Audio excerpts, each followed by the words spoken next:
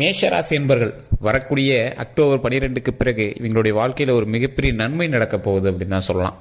மேஷராசிக்காரர்கள் எப்போதுமே பார்த்திங்கன்னா கடவுளினுடைய அம்சாவளி அப்படின்னு சொல்லலாம்.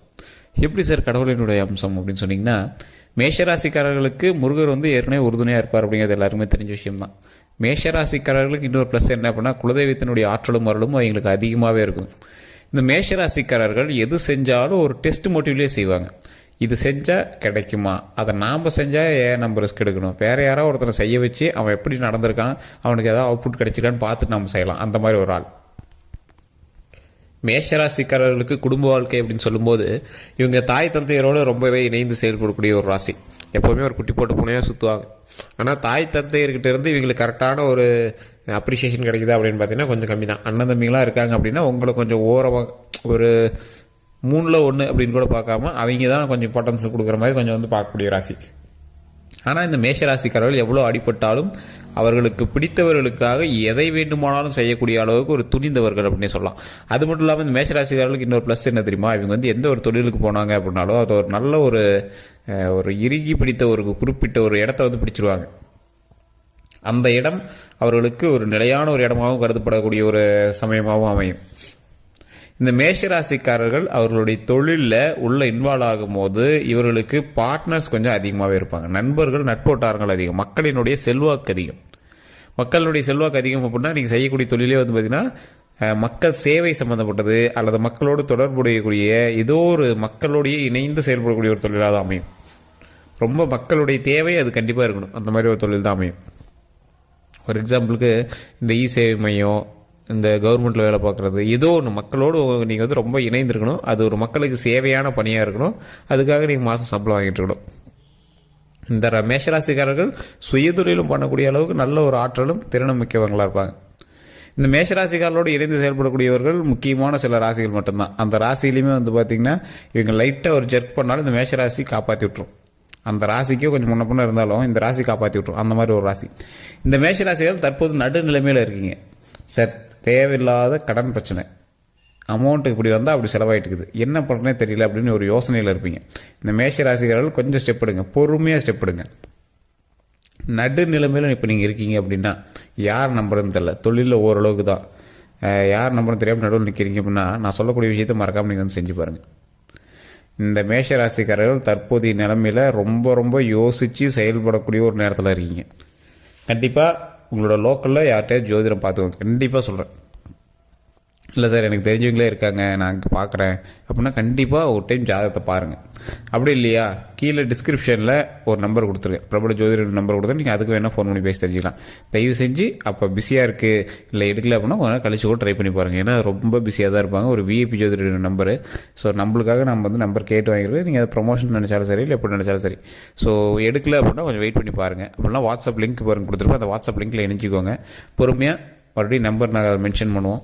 பொறுமையாக ஃப்ரீ டைம் கிடைக்கும் போது அவருக்கு அப்பாயின்மெண்ட் கிடைக்கும் போது நீங்கள் பேசி தெரிஞ்சிக்கலாம். அப்பாயின்மெண்ட் அவ்வளோ சீக்கிரம் கிடைக்கிறது கொஞ்சம் ரிஸ்க்கு, அதனால் நான் சொல்லிடுறேன். ஏன்னா ஒரு நிறைய சினித்துறை நடிகர்களுக்கு அவங்க எல்லாமே பார்த்துட்ருக்கிறவர் கொஞ்சம் பிஸியாகவே இருப்பார். உங்களுக்கு லக் கிடைச்சி அப்படின்னா நீங்கள் பேசி தெரிஞ்சிக்கலாம்.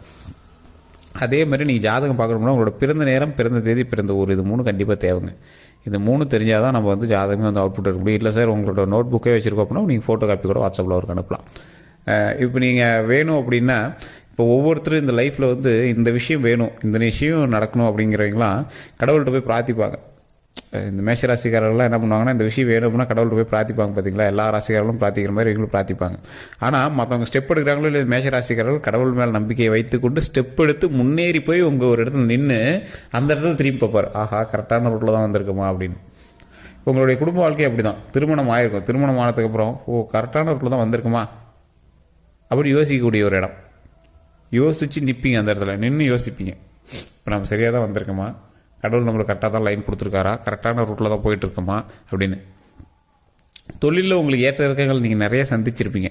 ஆனாலும் அந்த ஏற்ற இறக்கங்களுக்கு தகுந்தாற் போல் உங்களோட வாழ்க்கையை நீங்கள் வடிவமைப்பதற்கு உங்களுக்குள்ளேயே நீங்கள் ரொம்ப ஒரு சிரமம் எடுத்து உங்களுடைய வாழ்க்கையை வடிவமைப்பீங்க.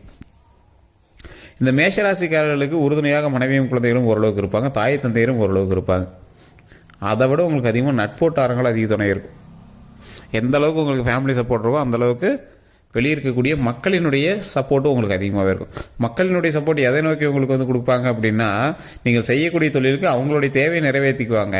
அவங்களுடைய தேவை நிறைவேறும் போது உங்களுடைய தேவையும் நிறைவேறும். அந்த மாதிரி ஒரு எக்ஸாம்பிளுக்கு, அவங்களுடைய பசியை நீங்கள் வந்து ஹோட்டல் நடத்திட்டு இருக்கிறீங்க, அவங்களுடைய பசி ஆறணும், உங்ககிட்ட தான் வந்து கஸ்டமராக இருப்பாங்க. ஸோ அந்த மாதிரி எதை செய்தாலும் உங்களோடு இணைந்து செய்யும் போது ஒரு மிகப்பெரிய நன்மை நடக்கக்கூடிய ஒரு காலகட்டமாக வரக்கூடிய காலகட்டங்கள் அமையிறதுனால, இந்த தொழில் செய்கிறவங்களுக்கு இனி வரக்கூடிய காலகட்டங்கள் நல்ல ஒரு ஹைப்பில் இருக்குது அப்படின்னே சொல்லலாம்.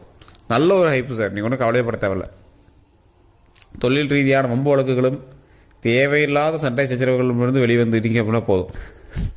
ஒரு இடத்துல தொழில் நடந்துட்டு இருக்குது, ஒருத்தர் வந்து வேணே சண்டை போடுறான், அந்த இடத்துல நீங்கள் முகத்தை காட்டிட்டு நீங்களும் திருப்பி சண்டை போடாமல் கொஞ்சம் சாதுரியமாக பேச வேணும் அனுப்பிச்சிட்டிங்க அப்படின்னா உங்களோட தொழில் ப்ராப்ளம் இல்லை. தேவையில்லாத வம்பு வழக்குகள் வரக்கூடிய ஒரு நேரமும் உங்களுக்கு இருக்குது. அந்த தேவையில்லாத வம்பு வழக்குகள் நீங்கள் எப்படி மூவ் பண்ணுறீங்க அப்படிங்கிறத பொறுத்து அடுத்தடுத்த ஸ்டெப்பு உங்களுக்கு இருக்குது. அதே மாதிரி குடும்ப ரீதியான விஷயங்களில் தேவையில்லாத பஞ்சாயத்துக்கு வேறவனை இன்வால்வ் பண்ணி பஞ்சாயத்தில் சண்டை போடக்கூடாது. உங்களுக்கு எந்த அளவுக்கு குடும்பமும் நட்பும் வந்து உறுதுணையாக இருக்குதோ அந்த அளவுக்கு வெளியாட்களும், அந்த குடும்பத்துக்குள்ளே வரக்கூடிய வெளியாட்களும் உங்களை வந்து வச்சு செய்வாங்க. அப்போ நீங்கள் என்ன பண்ணணும்? தொழிலில் கவனம் தேவை, கல்வியில் கவனம் தேவை, மருத்துவ ரீதியான விஷயத்தில் ரொம்ப ரொம்ப ரொம்ப ரொம்ப கவனம் தேவை. அதே மாதிரி வேறவங்களுடைய டாக்குமெண்ட்டை நீங்கள் சரி பண்ணுறதோ, இல்லை வேறவனுக்கு ஜாமீன் கையெழுத்து போடுறதோ, இல்லை வேறவனோட கேஸுக்கு சாட்சி சொல்ல போகிறதோ, வேறவனோட பிரச்சனைக்கு நீங்கள் போய் பஞ்சாயத்து பண்ண போகிறதோ தற்போதைய நாள்மையில் உங்களுக்கு தேவையில்லாத ஒரு வேலை அப்படின்னு சொல்லலாம்.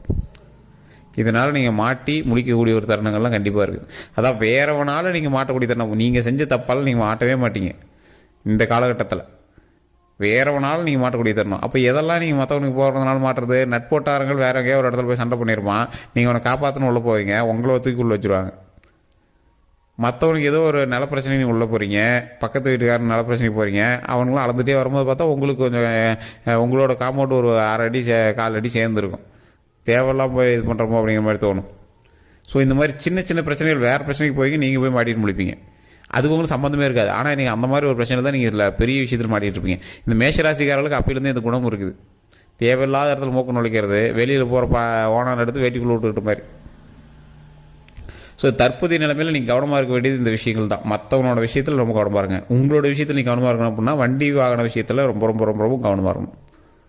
உடல் ஆரோக்கியத்தில் கவனமாக இருக்கணும். வண்டி வாகன விஷயத்துலையுமே மற்றவனை நம்பி வண்டி கொடுக்காதீங்க, மற்றவன் வண்டி எடுத்துகிட்டு போய் நீங்கள் வெளியே சுற்றாதீங்க. ஸோ இந்த இடத்துல நீங்கள் கவனமாக இருந்துட்டீங்க அப்படின்னா உங்களினுடைய மேஷராசியினுடைய நல்ல நேரத்தின்படி ஓரளவுக்கு நீங்கள் தப்பிக்கலாம். தொழிலில் முன்னேற்றம் இருக்குது, கல்வியில் முன்னேற்றம் இருக்குது. அது மட்டும் இல்லாமல் இந்த மேஷராசிக்காரர்கள் தொட்டதெல்லாம் தொடங்குற அளவுக்கு குலதெய்வத்தினுடைய அருளும் இருக்குது. அது மட்டும் இல்லாமல் முருகனுடைய மறு அவதாரமாக இருக்கக்கூடிய இந்த மேஷராசிக்கு கிரிட்டிக்கல் ஸ்டேஜில் போய் உங்களை காப்பாற்றி விட்டுருவார்.